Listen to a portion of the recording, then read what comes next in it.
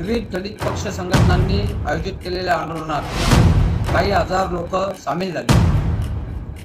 धरणे आंदोलन चालू झाल्यानंतर 20व्या मिनिटाला काही काम असल्यामुळं मी धरणे आंदोलनातून निघून गेलो। मी निघून गेल्याची वार्ता कळल्यामुळे जवळजवळ धरणे आंदोलनातील 70 ते 80% लोक ते नाराज होऊन निघून गेले। त्यानंतर पुण्यामध्ये मी नाराज झाल्यामुळं आंदोलनातून निघून गेलो आणि त्यामुळं आंबेडकरी जनतेला ते काही पटलं नाही।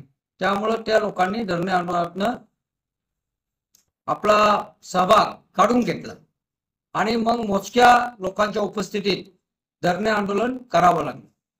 प्रत्यक्षात धरणे आंदोलनात कोणी मला दुखावलेलं नाही, मी कोणत्या गोष्टीने नाराज झालो नाही।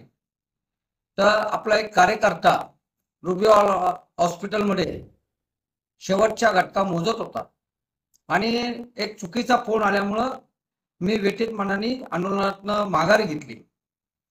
परंतु लोकांचा गैरसमज झाला की मी नाराज असल्यामुळं आंदोलन सोडून निघून गेलो। त्यामुळं आंदोलनामध्ये सहभागी झालेल्या 70-80% लोकांनी मी नाराज झालो या भावनेने वेठीत होऊन आणि माझ्यावरचं प्रेम दाखवण्यासाठी धरणे आंदोलनातून माघार घेतली आणि मोजक्या उपस्थितीत शेवटी धरणे आंदोलनाचा समारोप करावा लागला। आंबेडकरी जनतेने कालही माझ्यावर जे प्रेम व्यक्त केलं त्याबद्दल आंबेडकरी जनतेचा मी सदस्य आभारी आहे। कालही पुण्यामध्ये आंबेडकरी जनता माझ्या बरोबर आहे आणि आजही पुण्यामधली आंबेडकरी जनता माझ्या बरोबर आहे। हे काल आपण दाखवून दिलं, त्याबद्दल आपलं प्रेम आपला स्नेह असाच कायम राहावा।